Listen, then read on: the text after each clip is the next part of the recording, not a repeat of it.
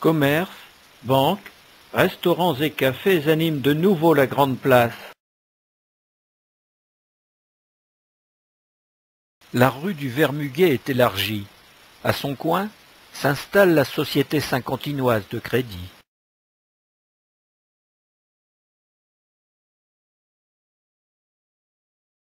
De l'autre côté suit le café hôtel-restaurant La Paix. On en avait bien besoin.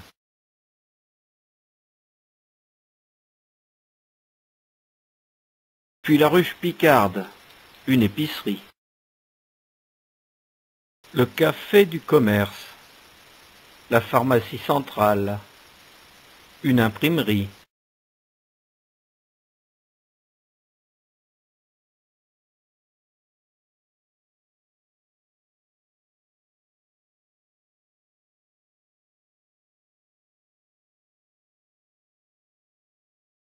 Le palais de l'automobile, concessionnaire exclusif Renault, occupe maintenant l'ancien site de la sous-préfecture.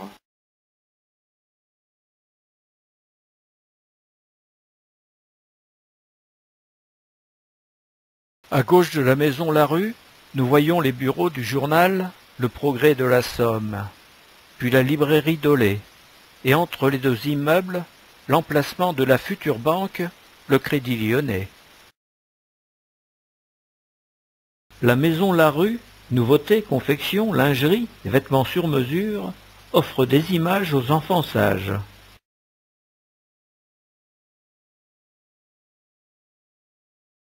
À la suite se trouvent les grandes galeries, à la Ménagère, maison Auxy-Loison. Et après la quincaillerie, à la Ménagère, Auxy-Loison, la Banque Générale du Nord, le magasin Le Palais du Vêtement, et au coin de la rue des Naviages, la boutique Héron d'Art, négociante en tissu.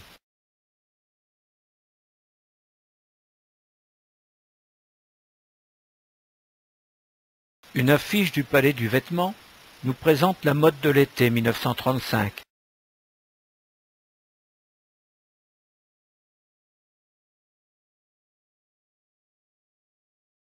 La pharmacie moderne est reconstruite au même endroit, au 26 de la Grande Place.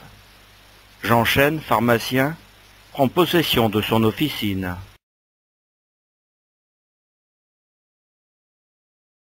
Pharmacie moderne. Charles Thomas succède à Jean Chêne. Monsieur, veuillez m'adresser sans choricide le diable. Je n'ai pas donné suite à votre demande de retour de flacons cassés, les ayant jetés, bien cordialement.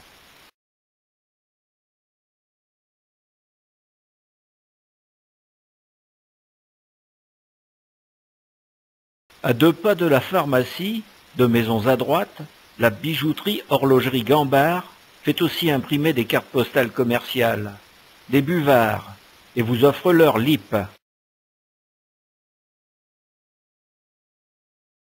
Avant de changer de quartier, faisons une pause, arrêtons-nous au numéro 10 de la Grande Place, entre la rue Picarde et la pharmacie Roguet, et prenons un verre au Café du Commerce. Le Café du Commerce, très animé, est aussi le siège de la Société de Longue Pomme. En 1924, le quartier Saint-Sauveur est en pleine reconstruction, mais la remise en état de l'hôtel de ville n'est pas encore entreprise. Quant à l'église, son clocher n'est pas près d'être visible. La décision de reconstruire l'édifice religieux est en discussion. En 1926, l'achèvement des bâtiments se poursuit. Du bois, articles ménagers. De Villers, bijoutier, au numéro 20.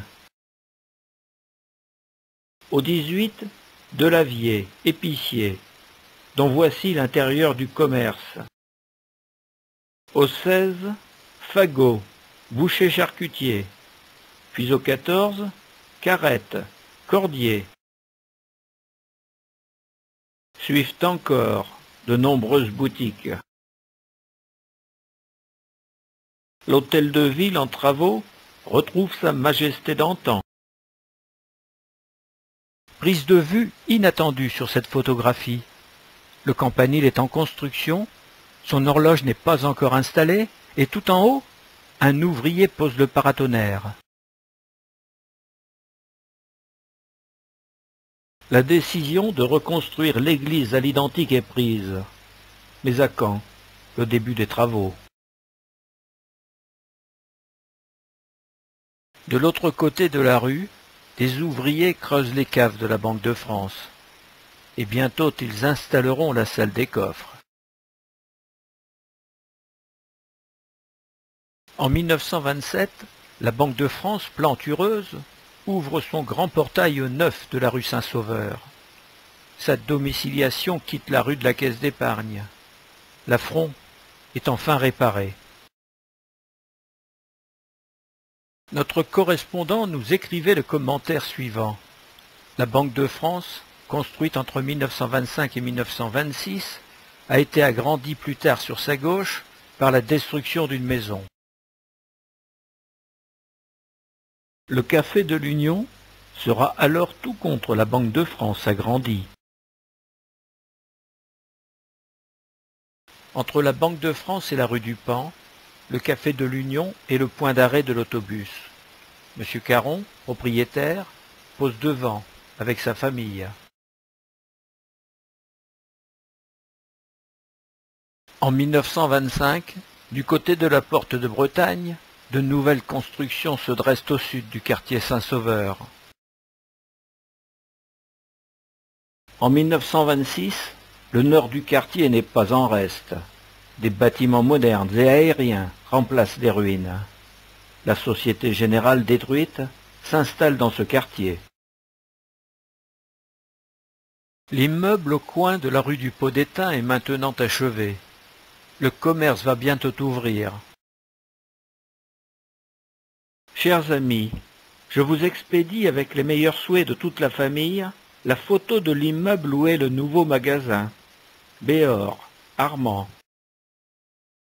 Dans ce bâtiment situé au 29 rue Saint-Sauveur, la boutique, au planteur de Kéfa, sera spécialisée dans la vente de café torréfié et d'épiceries fines.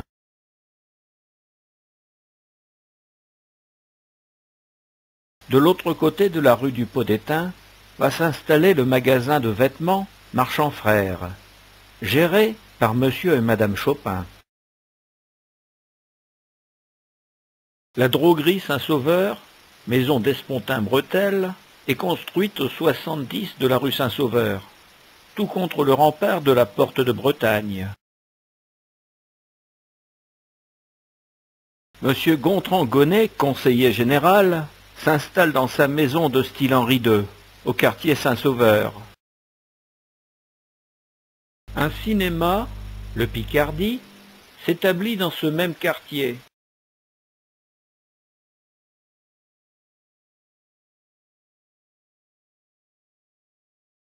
À l'endroit même du cinéma Picardie se trouvait avant-guerre la fameuse maison de style Louis XVI.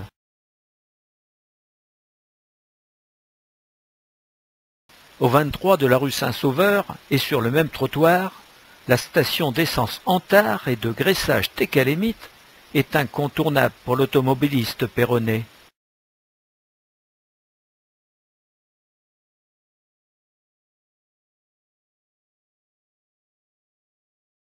Le monde change. La fée automobile aguicheuse, l'envie de voyage, de vitesse, envahissent nos esprits. Et puis, le 22 mai 1933, Philippe Étancelin a gagné sur le circuit de Péronne le Grand Prix automobile de Picardie. En face, devant le débit de boisson de Madame Rabache, accolé à l'étude de Maître Terlet, cette automobile de sport attire la curiosité des aficionados épris de vitesse. À droite de l'office notarial de Maître Terlet, le café à l'habitude, au 32 de la rue Saint-Sauveur, sert de siège social à la 174e section des médaillés militaires. Entraide aux orphelins, aux gueules cassées, aux victimes civiles, aux anciens prisonniers de guerre, aux anciens combattants, etc. La solidarité nationale se manifeste par de nombreuses associations bénévoles et patriotiques. Quelques années plus tard, l'horloge de l'hôtel de ville est posée, et le clocher fait de nouveau partie du paysage. Le centre-ville a repris ses allures de paix. La reconstruction est presque achevée.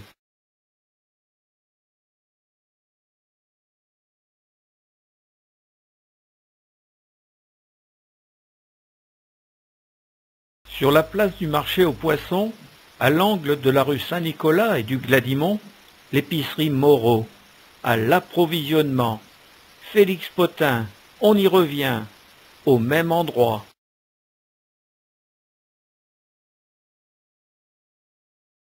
Tout à côté, l'îlot d'habitation comprise entre les rues Saint-Georges et Saint-Nicolas n'est pas reconstruit. La vaste place ainsi libérée prendra naturellement le nom de place du Château. Au numéro 1 de la rue Saint-Georges, sur la place du Château, la boutique L'Impalaire Bénard expose à sa devanture montres, pendules et bijoux.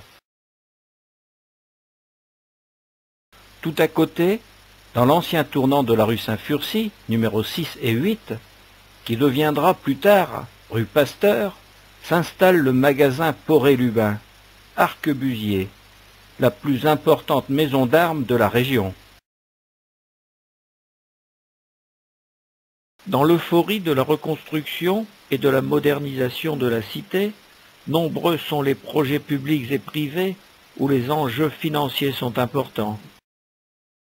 Ici, une publicité en forme de carte postale vous invite à une souscription pour la réalisation d'un complexe théâtre-cinéma-salle des fêtes sur les terrains, propriété Wattel, de l'ancienne caserne Foy disparue. Pacte 1929, date limite de cette souscription, ne verra jamais de réalisation. La nouvelle caisse d'épargne est reconstruite au même endroit.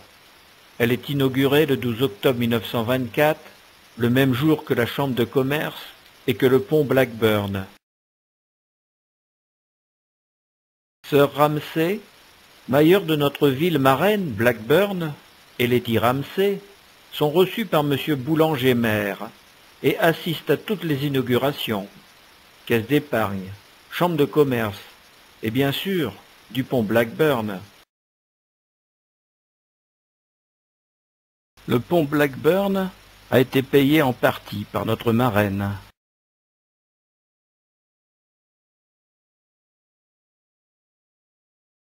Au milieu du pont, nous reconnaissons à droite le docteur Boulanger, maire de Péronne, puis Sir Ramsay, en tenue d'apparat de maire de Blackburn, et son épouse, arborant tous les deux le collier honorifique de leur fonction. Suivent alors l'interprète Mademoiselle Coulombelle, professeur d'anglais au collège de Péronne, et le sergent Massier, ou valet de Blackburn. Sur le pont pavoisé, la foule nombreuse écoute l'allocution du maire britannique.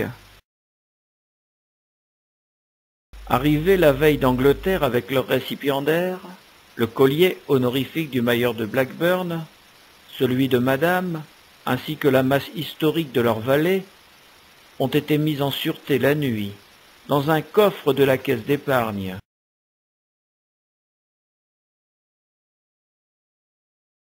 Devant la caisse d'épargne, les officiels vont entrer dans l'établissement bancaire.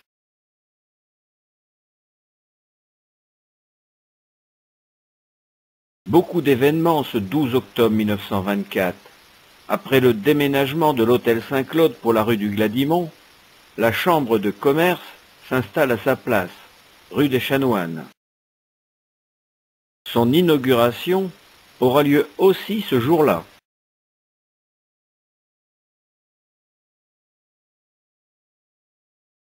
Situé impasse du Chaudron avant-guerre, l'hôtel Saint-Claude est un très ancien établissement hôtelier de la ville.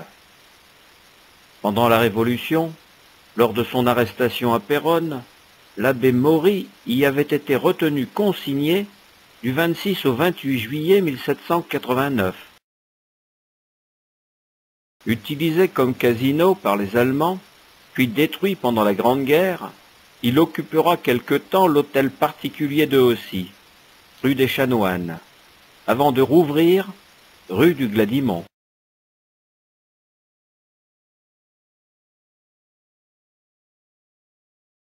Comme le précise cette carte postale publicitaire, la fondation de l'hôtel Saint-Claude remonte à 1653. Il possède de vastes écuries et aussi un grand garage pour automobiles. La voie ferrée, la voie navigable, les ponts ferroviaires ont été très vite rétablis. Les péniches circulent à nouveau sur le canal. C'était une priorité pour apporter les matériaux de la reconstruction. Depuis la fin de la guerre, pour assurer la circulation automobile, 2 frêles ponts provisoires et à sens unique franchissent le canal. En 1931, on décide de les remplacer par un seul, et définitif. L'entreprise parisienne Schwarz-Aumont réalisera le pont métallique, tandis que l'entreprise Leca, péronnaise, alors à ses débuts dans les travaux publics, accomplira les culées. La liaison Nord-Seine, interrompue avec la guerre, est de nouveau d'actualité. Mais à quand la reprise des travaux du canal du Nord? Au canal de la Somme, des fortifications de la couronne de Paris, il ne reste plus que quelques pans de murs, toutefois très discrets. Les concours de pêche, si populaires avant-guerre, reprennent, mais la fanfare qui accompagnait le cortège jusqu'aux rives du canal se fera de plus en plus rare. Le café du Petit Saint-Jean, sur la Grande Place, est toujours le siège de l'association des pêcheurs péronnais. Mais les temps sont différents, les participants moins nombreux. Près de là, à la Chapelette, le quartier se réorganise. Quelques industries modernes s'installent, les ateliers de Péronne en 1922 et la filature de Moher en 1927, ainsi que quelques autres entreprises, marchands de bois, de charbon, de matériaux, un silo agricole près du canal, etc. Avec cette dynamique, le quartier change. Une cité ouvrière s'érige. Quelques commerces, hôtels, restaurants animent maintenant l'extension sud de la ville. Ici, le café-restaurant Paris-Lille. Là, le café-hôtel-restaurant de la gare.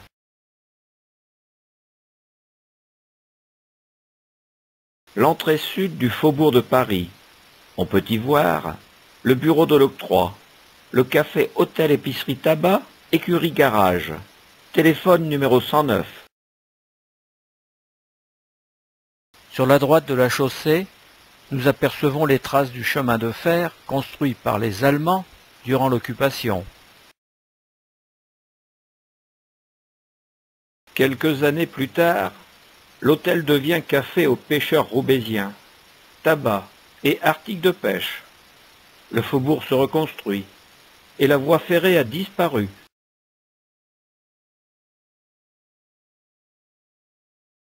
Ici, près des Moulins d'Amé, nous sommes en bas de la rue Saint-Furcy, à son intersection avec la rue du Moulinet à droite, et à gauche, la rue Saint-Quentin-Capelle. Du bas de la rue Saint-Furcy, nous découvrons sur la droite le café Tabac des Marais, puis le magasin d'alimentation Comptoir Français. À gauche, nous voyons l'enseigne du café Brouet. Devant les comptoirs français, succursale 1234, le gérant, M. Saladin et sa famille, posent devant l'entrée de l'épicerie. Le faubourg de Bretagne, lui aussi, se transforme.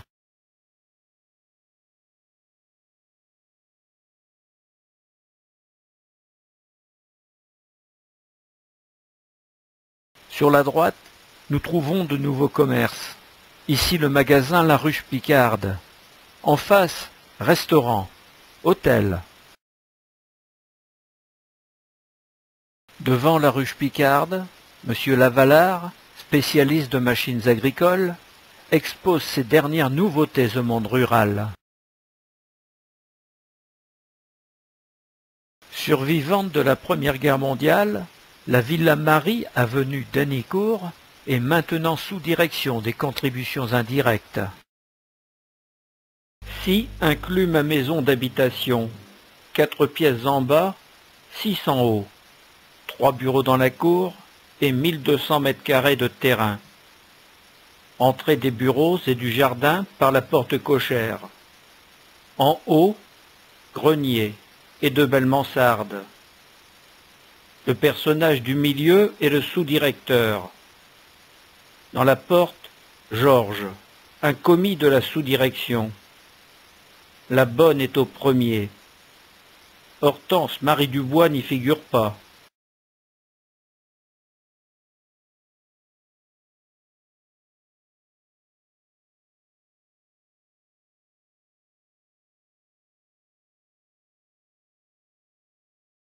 C'est certain, c'est bien sur cette maison qu'a été accrochée durant l'occupation la pancarte de dérision allemande « Barbarenplatz ».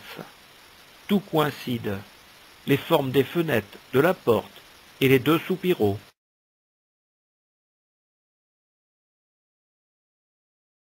« 1927, groupe de maisons ouvrières au faubourg de Bretagne. Ce sont les premières habitations à bon marché de Péronne, appelées communément HBM.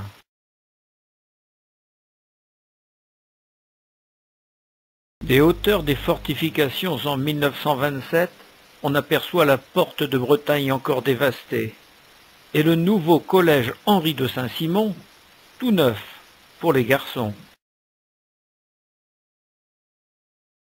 La première rentrée des classes est faite dès octobre 1926. Le collège Saint-Simon pour les garçons doit son nom à Henri de Saint-Simon, 1760-1825, né comte Claude-Henri de Rouvroy. Aventurier, philosophe, utopiste, économiste et pré-socialiste, d'esprit encyclopédique, il fut le disciple de d'Alembert. C'est le petit-neveu du célèbre mémorialiste, le duc Louis de Saint-Simon, 1675-1755. Pourquoi avoir donné le nom de Saint-Simon au collège? Présent à Péronne pendant la Révolution, sans contrainte, en raison de ses seules opinions et pour se défaire de son titre nobiliaire, il demanda au tribunal de la ville de lui changer son nom. Le tribunal entérina sa requête, et le comte prit donc le nom qu'il avait privilégié, citoyen Claude-Henri Bonhomme.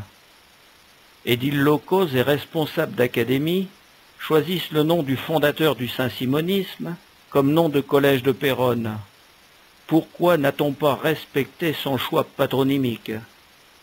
L'établissement d'enseignement secondaire aurait dû se nommer Collège Citoyen Claude-Henri Bonhomme.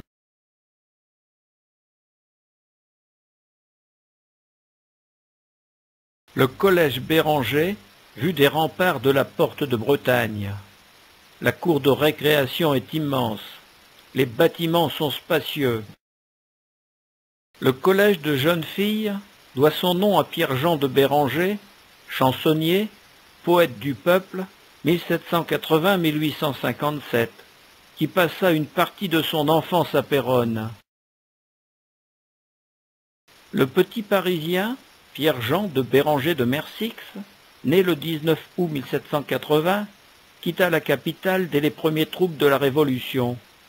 Il fut alors confié à ses grands-parents habitant Flamicourt, les Champis, qui seront ses vrais éducateurs, avec sa tante, aubergiste à Péronne. Monsieur l'aîné, imprimeur péronais, le prit comme apprenti typographe et l'initia à la poésie. Plus tard, chansonnier parisien populaire de très grande renommée, il garda beaucoup d'amis à Péronne. Son nom, donné à l'établissement scolaire secondaire de jeunes filles, a toujours fait l'unanimité. Le collège Béranger, vu de l'avenue d'Henicourt.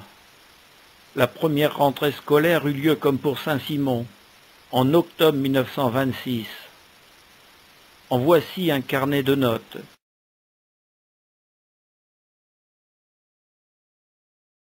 Quelques classes réservées pour l'enseignement primaire seront aussi aménagées dans cet établissement.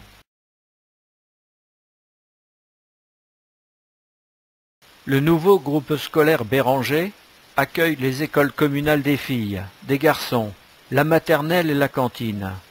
La première rentrée scolaire a eu lieu le 3 janvier 1927. Un mur, au milieu de la cour de récréation, partage l'établissement en deux écoles distinctes et sépare les filles des garçons. Cet établissement est construit à l'emplacement de l'hospice, de la gendarmerie et de l'hôtel des voyageurs, sur le boulevard des Anglais, de la rue Bérangère à la rue du Sac. Sur le devant, passe encore la voie ferrée de 60, construite par les Allemands en 1916 pour le transport des matériaux. Utilisée après-guerre pour le déblaiement, le transport des marchandises, elle accueillit aussi quelque temps des voyageurs. Ce chemin de fer sera supprimé dans les années 30.